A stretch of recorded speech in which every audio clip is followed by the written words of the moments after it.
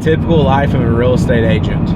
Most people think that there's so much consistency, you can create your own schedule and all of that nature, and in this business it's just not. Real estate is one of the industries where you are worth what you put in. Your schedule will never be mastered until you learn to master it, and you have the highs of getting a deal under contract.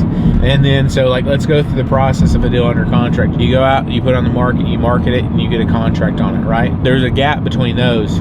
Showings, feedback, price adjustments, open houses, right? There's a lot between the first and second step. Well, then once you have it under contract, then you go through the actual hurdles. Then you go through home inspection, which is the worst. Everybody's emotions are flaring. People are upset. How dare they ask for this? Then you negotiate terms. Well, now the next is you got appraisal. We don't see a whole lot of deals not appraising, but the deals that don't appraise, then you got to go through that whole process. Will it appraise? Will it not appraise? And the biggest thing about this is it's out of the agent and the homeowner's hands.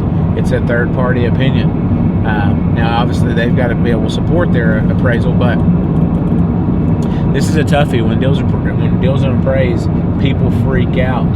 And most buyers won't pay above that appraisal. So you went through the process, you marketed the home, you had all the open houses, you went through the negotiations, you got your contract, then you fought through home inspection, you got through home inspection, then you're gonna go through the appraisal.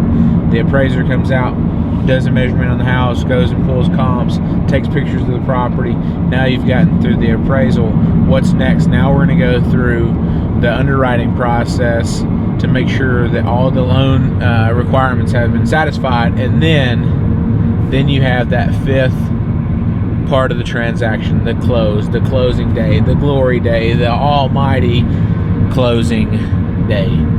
And that's the day of the celebrations. And it's so funny is we'll walk through all these closings, and you go through so much to get that deal to the closing table, and man, your seller or your buyer can be so mad at all the process, but then finally you go and you sign on the dotted line, gets everything closed, and it's a win-win. Everybody's happy. So it's an emotional roller coaster. Deals fall through all the time. You know, you're gonna have about 10% of all your business fall through. That's the inevitable. And going through those ebbs and flows and trying to keep everything going nonstop, it's a ride to say the least. So hope you guys enjoyed that. Till next time.